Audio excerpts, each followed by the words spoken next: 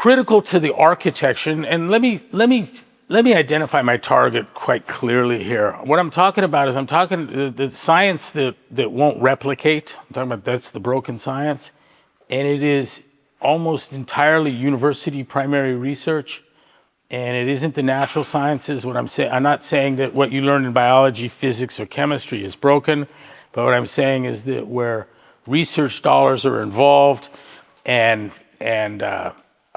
at the university, that university primary research is in all probability broken. That is, it's producing a body of work that won't replicate. And if we're going to get more specific on targets, we're talking about psychology, sociology, and frankly, I'd never had high expectations of that science replicating.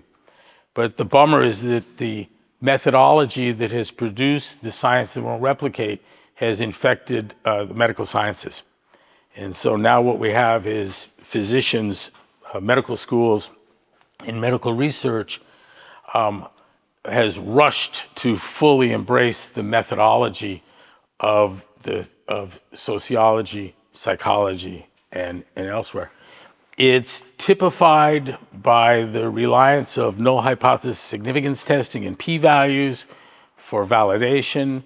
There are many people that are doing great work, important work, essential work, and still including p-values, but they do so because you won't be received, you won't get audience, it won't be considered legitimate unless you do. And critical to this architecture of science and replicate are two fallacies that spawn other fallacies. I know William Briggs said it's error upon error upon error.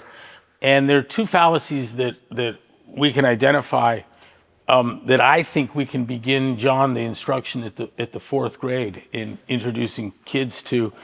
And this is the fallacy, it's called the confusion of the inverse. It's also called